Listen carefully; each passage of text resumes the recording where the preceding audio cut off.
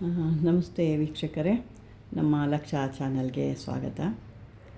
ವೀಕ್ಷಕರೇ, ನಾನು ಕೆಲವೊಂದು ಪುಟ್ಟದಾಗಿ ನಿಮಗೆ ಬೇಕಾದಂಥದ್ದು ಕೆಲವೊಂದು ವಿದ್ಯೆಗಳನ್ನ ಕೊಡೋಣ ಅಂದ್ಕೊಂಡೆ. ಅಮ್ಮನವ್ರದ್ದು ಹೇಳೋ ಅಷ್ಟೊತ್ತಿಗೆ ನನಗೆ ಸಮಯ ಆಯಿತು. ಅದಕ್ಕೆ ನಾನು ಮತ್ತೊಂದು ಹಿಂದೆನೇ ನಾನು ವೀಡಿಯೋ ಮಾಡ್ತಾಯಿದ್ದೀನಿ. ಯಾಕಂದರೆ ಸಾಕಷ್ಟು ಇವತ್ತು ಮತ್ತು ನಾಳೆ ಬೆಳಗ್ಗೆ ತನಕ ಹುಣ್ಣಿಮೆ ಇರೋದರಿಂದ ಬೇಕಾದವರು ಇದನ್ನು ಪ್ರಯೋಜನ ಪಡ್ಕೊಳ್ಳಿ, ಉಪಯೋಗ ಆಗಲಿ. ಅವರಿಗೆ ಕಷ್ಟದಲ್ಲಿರೋರಿಗೆ, ನೊಂದಿರೋ ಜನಕ್ಕೆ ಈ ಒಂದು ಸಣ್ಣ ಪ್ರಯೋಗಗಳಿಂದ ಕೂಡ ಅವರು ಕಷ್ಟಗಳನ್ನ ಪರಿಹಾರ ಮಾಡ್ಕೋಬೋದು. ಯಾವ ರೀತಿ ಹೆಂಗೆ ಮಾಡೋದು ಅಂತ ನೋಡೋಣ ಇವತ್ತಿದು. ಯಾಕೆ ಸಾಕಷ್ಟಿದ್ದಾವೆ. ಕೆಲವೊಂದು ನಾವು ಕೊಟ್ಟಾಗ ಅದನ್ನು ದುರ್ಬಳಕೆ ಮಾಡ್ಕೊಳ್ತಾರೆ ಅಂದ್ಬಿಟ್ಟು ನಾವು ಒಂದು ಸರಿ ಅದನ್ನು ಮುಚ್ಚಬೇಕಾಗುತ್ತೆ, ಕೊಡ್ಲಿಕ್ಕೆ ಸಾಧ್ಯ ಆಗಲ್ಲ. ಯಾಕೆಂದರೆ ಈಗ ನಡೀತಿರೋ ಅಂಥದ್ದೇ ಭಾಳ ಒಂದು ಕೆಟ್ಟ ಥರ ನಡೀತಾ ಇದೆ. ಇದನ್ನೆಲ್ಲ ಮಾಡ್ಕೋಬೇಕು ಅಂತಂದ್ರೂ ಕೂಡ ಭಾಳ ಕಷ್ಟವಾಗಿ ಮಾಡ್ಕೊಳ್ಳೋ ಅಂಥದ್ದು. ಇವೆಲ್ಲ ಯಾವುದೇ ನಮ್ಮ ಒಂದು ಸ್ವಾರ್ಥಕ್ಕೆ ಬಳಸದೆ ಬೇರೆಯವ್ರಿಗಾಗಿ, ಕಷ್ಟದಾಗ ಇರೋವಂಥವ್ರಿಗಾಗಿ ಇದನ್ನು ಬಳಸ್ಕೊಂಡಾಗ ಭಾಳ ಒಳ್ಳೆಯದಾಗುತ್ತೆ. ಇಲ್ಲ ಅಂತಂದರೆ ನಮ್ಮ ದೇಹಕ್ಕೆ ನಮಗೆ ನಾವೇ ಬದುಕಬೇಕು ಅಂತಂದರೆ ಭಾಳ ಕಷ್ಟ ಇರುತ್ತೆ. ಬನ್ನಿ, ಕೆಲವೊಂದು ವಸ್ತುಗಳಿಂದ ಯಾವ ರೀತಿ ನಿಮ್ಮ ಇದನ್ನು ಹೇಗೆ ಏನು ಅಂದರೆ, ಕೆಲವೊಂದು ನಾನು ಪೂರ್ತಿಯಾಗಿ ಇಲ್ಲಿ ಹೇಳೋಕ್ಕೆ ಇಷ್ಟಪಡಲ್ಲ. ಅದನ್ನು ನೀವು ಬೇರೆ ರೀತಿಯಲ್ಲಿ ತಪ್ಪು ತಿಳ್ಕೊಬೇಡಿ. ಈ ಕೆಲವೊಂದು ಜನ ಭಾಳ ತೊಂದರೆ ಕೊಡ್ತಾ ಇರ್ತಾರೆ. ಏನೇನು ನನಗೂ ಸಾಕಷ್ಟು ಜನ ಕೇಳ್ತಾರೆ, ಅವ್ರನ್ನ ತೆಗೆದುಬಿಡಬೇಕು, ಅವ್ರನ್ನ ಹಾಗೆ ಮಾಡಬೇಕು, ಈಗ ಮಾಡಬೇಕು, ಅವ್ರು ನನಗೆ ಭಾಳ ಮೋಸ ಮಾಡಿದ್ದಾರೆ, ಅಂಥದ್ದು ಯಾವ್ದಾದ್ರು ವಿದ್ಯೆ ಕೊಡಿ ಅಂತ ಅಂದ್ಬಿಟ್ಟು. ಅದು ಯಾವುದೇ ಆಗಲಿ, ಅದಕ್ಕೆ ನಾವು ಕಾರಣ ಅಲ್ಲ, ಮತ್ತು ನಾವು ಅಂಥದ್ದನ್ನು ಕೊಡೋಕ್ಕೂ ಹೋಗೋದಿಲ್ಲ, ಮತ್ತು ನಾನು ಅಂಥದ್ದು ಮಾಡೋದಿಲ್ಲ. ಮತ್ತು ಅದ್ರ ಬಗ್ಗೆ ನೀವು ನನಗೆ ಫೋನ್ ಮಾಡಿ ಕೇಳೋಕ್ಕೆ ಹೋಗಬೇಡಿ. ಇಂಥ ಒಂದು ಕೆಟ್ಟ ಕೆಲಸ ಇಲ್ಲ. ಏನಾದರೂ ಆದರೆ ನಮ್ಮ ಕೈಲಿ 10 ಜನಕ್ಕಾಗಿಲ್ಲ ಅಂದರೆ ಒಬ್ರಿಗಾರು ಒಳ್ಳೇದು ಮಾಡಬೇಕು. 10 ಜನಕ್ಕೆ ಕೆಟ್ಟದ್ದು ಮಾಡಿ ನಾವು ಹೊತ್ಕೊಂಡು ಹೋಗೋವಂಥದ್ದು ಏನೂ ಇಲ್ಲ ಅಲ್ಲಿ. ಹಾಗಾಗಿ ಬನ್ನಿ, ಇದು ಕೆಲವೊಂದು ಇಂಥ ಕೇಳಿದಂಥವ್ರಿಗೆ ಅದು ನಾನು ಸ್ವಲ್ಪ ಮಾತ್ರ ಹೇಳ್ತೀನಿ. ಈ ಬ್ರಹ್ಮದಂಡಿ ಬೀಜ ಕೂಡ ಈ ಒಂದು ಮಾರಣಕ್ಕೆ ಭಾಳ ಕೆಲಸಕ್ಕೆ ಬರುತ್ತೆ. ಬ್ರಹ್ಮದಂಡಿ ಗಿಡದ ಬೀಜ ಮತ್ತು ಕೆಲವೊಂದು ಮಶಾಣ ಬೂದಿ, ಇನ್ನೂ ಕೆಲವೊಂದನ್ನೆಲ್ಲ ಮಿಕ್ಸ್ ಮಾಡಿ ಅದು ಕೆಲವೊಂದು ಮಂತ್ರಗಳಿರ್ತವೆ. ಆ ಮಂತ್ರಗಳು ತಿಳ್ಕೊಳ್ಳಿ ಅನ್ನೋ ಉದ್ದೇಶಕ್ಕೆ ಹೇಳ್ತಾ ಇದ್ದೀನಿ. ಇದನ್ನು ಮಾಡಿ ಅನ್ನೋ ಉದ್ದೇಶಕ್ಕಲ್ಲ, ತಿಳ್ಕೊಳ್ಳಿ. ಈ ಒಂದು ದೇವಿಯಿಂದ ಏನೇನು ಕೆಲಸ ಆಗ್ಬೋದು, ಈ ಮಂತ್ರದಿಂದ ಏನೇನು ಕೆಲಸ ಆಗ್ಬೋದು, ಮಂತ್ರ ಮತ್ತು ಮೂಲಿಕೆಗಳಿಂದ ಯಾವ ಕೆಲಸ ನಡೆಸ್ಬೋದು ಅನ್ನೋದು ಇಲ್ಲಿ ತಿಳ್ಕೊಳ್ಳಿ. ಅದನ್ನು ಮಂತ್ರಿಸಿ ಅದಕ್ಕೆ ಜಪ ಮಾಡಿ ಯಾರ ತಲೆ ಮೇಲೆ ನೀವು ಹಿಡ್ತಿರೋ ಅವರು 3 ದಿನಗಳಲ್ಲಿ ಮರಣ ಹೊಂದುತ್ತಾರೆ ಅಂತ ಕೊಟ್ಟಿರ್ತಾರೆ. ಅದೇ ರೀತಿ ಸ್ನಾನ ಮಾಡಿ ನೀವು ಒದ್ದೆ ಬಟ್ಟೆಯಲ್ಲೇ 10 ದಿನಗಳ ಕಾಲ ಪ್ರತ್ಯಂಗಿರ ಮಂತ್ರವನ್ನು 1,25,000 ಜಪ ಮಾಡಿ ಒಂದು ದದ್ದಾಂಶ ಮಾಡಿ ಹವನ ಮಾಡಿ, ಅಂದರೆ ತಾಂತ್ರಿಕ ಅಗ್ನಿಯಲ್ಲಿ ನೀವು ಮಾಡಬೇಕಾಗುತ್ತೆ. ಅದಕ್ಕೆ ಈ ಒಂದು ಸಾಸಿವೆ ಎಣ್ಣೆಯಲ್ಲಿ ರಕ್ತ ಚಂದನದ ಈ ಕೆಲವೊಂದು ರಕ್ತ ಚಂದನದ ಒಂದು ತುಂಡುಗಳೇನಿರುತ್ತೆ ಅಥವಾ ಕೋಲುಗಳೇನಿರುತ್ತೆ ಅದರಿಂದ ಹೋಮ ಮಾಡಿದರೆ ನಿಮಗೆ ಎಷ್ಟು ಜನ ಅಸಂಖ್ಯಾತವಾಗಿರಲಿ ಶತ್ರುಗಳು, ಆ ಶತ್ರುಗಳು ಕೂಡ ನಾಶ ಆಗಿ ಹೋಗ್ತಾರೆ. ಆ ನಾಶ ಆಗಿ ಅವರು ನಿಮಗೆ ಸಹಾಯಕರಾಗಿ ನಿಮ್ಮ ಇದಕ್ಕೆ ಒಳ್ಳೆಯ ಇದಕ್ಕಾಗಿ ನಿಮ್ಮ ಸ್ನೇಹಿತರಾಗಿ ಬರ್ತಾರೆ, ಪರಿವರ್ತನೆ ಆಗ್ತಾರೆ. ಈ ಮಂತ್ರ ಮಾಡಿ ಈ ರೀತಿ ಹವನ ಇದು ಒಳ್ಳೆಯದಿರೋದ್ರಿಂದ ನಾನು ನಿಮಗೆ ಪೂರ್ತಿಯಾಗಿ ಕೊಡ್ತಾಯಿದ್ದೀನಿ. ಇದು ಒಳ್ಳೆ ಸ್ನಾನ ಮಾಡಿ ಒದ್ದೆ ಬಟ್ಟೆಯಲ್ಲೇ ಇದು ಮಾಡಬೇಕು. 10 ದಿನಗಳ ಕಾಲ ಪ್ರತ್ಯಂಗಿರ ಮಂತ್ರ 1,25,000 ಜಪ ಮಾಡಬೇಕು.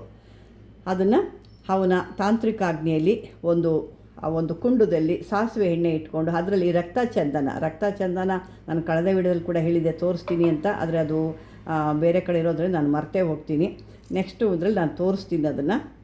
ಆ ಕೋಲುಗಳಿಂದ ಅಥವಾ ಆ ತುಂಡುಗಳಿಂದ ನೀವು ಹೋಮ ಮಾಡಿದರೆ ಆ ದುಷ್ಟಶಕ್ತಿಗಳು ಅಥವಾ ಶತ್ರುಗಳು ಏನಿರ್ತಾರೆ ಅವ್ರು ನಾಶ ಆಗಿ ನಿಮಗೆ ಸಹಾಯಕರಾಗ್ತಾರೆ.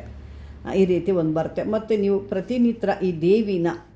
ಪ್ರತಿನಿತ್ಯ ಕೂಡ ಈ ದೇವಿನ ಮಂತ್ರವನ್ನು ಜಪ ಮಾಡ್ತಾ ದೇವಿಯನ್ನು ಅರ್ಚನೆ ಮಾಡೋರಿಗೆ ಅವರ ಶತ್ರುಗಳೆಲ್ಲ ಕ್ರಮವಾಗಿ ಹಂತವಾಗಿ ನಾಶ ಆಗಿ ಮತ್ತು ಅವರ ಮೇಲೆ ನಿಮ್ಮ ಮೇಲೆ ಏನು ಪ್ರಯೋಗ ಮಾಡಿದ್ರು ಅದು ಅವರಿಗೆ ತಿರುಗಿಸಿ ಬಿದ್ದು ಅವರೇ ನಾಶ ಆಗಿಬಿಡ್ತಾರೆ.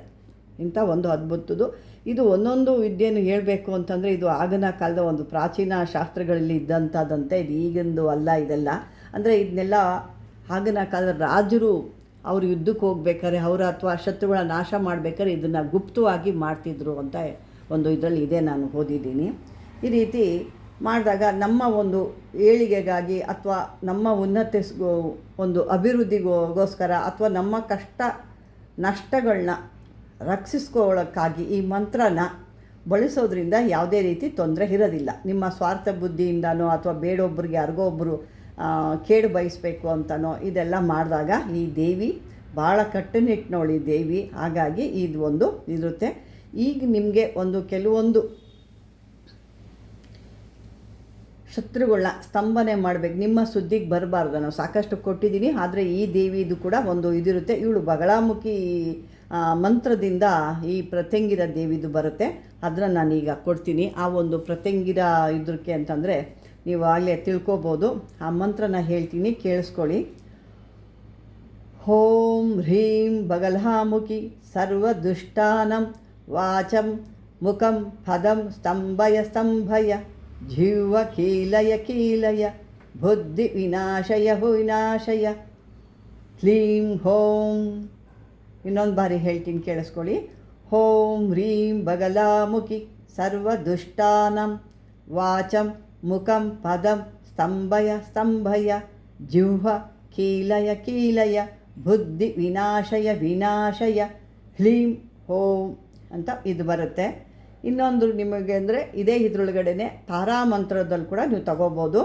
ಆ ತಾರಾಮಂತ್ರದಲ್ಲಿ ಕೂಡ ಇದು ನಿಮ್ಮ ರಕ್ಷಣೆಗೆ, ನಿಮಗೆ ಯಾರು ಮಾಡಿಸಿದರೆ ಅದನ್ನು ನೀವು ರಕ್ಷಣೆ ಮಾಡಿಕೊಳ್ಳೋದಕ್ಕೆ ಈ ದೇವಿ ನೀವು ಇದು ಬಂದು ತಾರಾ ರಕ್ಷಣಾ ಮಂತ್ರ ಅಂತ ಹೇಳ್ತೀವಿ. ಈ ತಾರಾ ರಕ್ಷಣಾ ಮಂತ್ರ ಅದು ಈ ರೀತಿ ಇರುತ್ತೆ.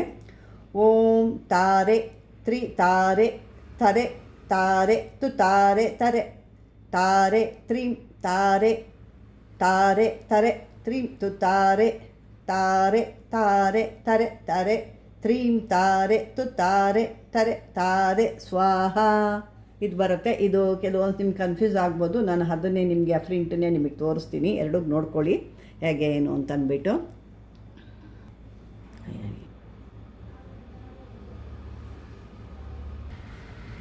ನೋಡಿ ಇದೇ ರೀತಿ ಬರುತ್ತೆ. ಎರಡು ಮಂತ್ರ ನಿಮಗೆ ತೋರಿಸಿ, ಯಾಕಂದ್ರೆ ನಾನು ಒಂದು ಸರಿ ಹೇಳಿದ ಫ್ಲೋನಲ್ಲಿ ಯಾವುದಾದ್ರು ಬೇರೆ ಒಂದು ಅಕ್ಷರ ತಪ್ಪಾಗ್ಬೋದು, ಮತ್ತು ಇದು ತಾರಾ ಮಂತ್ರ ಕೂಡ ನಿಮಗೆ ಕನ್ಫ್ಯೂಸ್ ಆಗುತ್ತೆ. ಹಾಗಾಗಿ ಇದು ನಿಮ್ಮ ರಕ್ಷಣೆಗೆ, ತಾರಾ ಮಂತ್ರ ಅನ್ನೋದು ರಕ್ಷಣೆಗೆ ಮತ್ತು ಮನಃಶಾಂತಿಗಾಗಿ. ಇದು ಭಾಳ ಮನಃಶಾಂತಿ ಕೊಡುತ್ತೆ. ಕೆಲವರು ಗಯ್ಯಾಳಿಗಳಾಗಿರ್ತಾರೆ, ಗಂಡ ಆಗಿರ್ಬೋದು ಹೆಂಡತಿ ಆಗಿರ್ಬೋದು. ಕೆಲವ್ರು ಗಯ್ಯಾಳಿಗಳು ಅಂದರೆ ಗಂಡನಿಗೂ ಮರ್ಯಾದೆ ಕೊಡಲ್ಲ, ಅಥವಾ ಗಂಡ ಹೆಂಡತಿಗೆ ಆಗಲಿ ಬೇರೆಯವ್ರಿಗೆ ಆಗಲಿ ಒಂದು ಮರ್ಯಾದೆ ಕೊಡಲ್ಲ. ನಾನೇ ನನ್ನದೇ, ನನ್ನ ಮಾತೇ ನಡಿಬೇಕು, ನಾನೇ ಎಲ್ಲ ಅನ್ನೋದು ಕೆಲವರಲ್ಲಿ ದುರಹಂಕಾರ ಅನ್ನೋದಿರುತ್ತೆ. ಇಂಥಕ್ಕೆ ನಾವು ಹಾಗೇ ಹೇಳ್ತೀವಲ್ವ. ಅಂಥವ್ರಿಗೆ ಈ ತಾರಾಮಂತ್ರ ಭಾಳ ಒಳ್ಳೆ ಕೆಲಸ ಮಾಡುತ್ತೆ. ಆ ಬಾಯಿಯನ್ನು ಕಂಟ್ರೋಲ್ ಮಾಡುತ್ತೆ.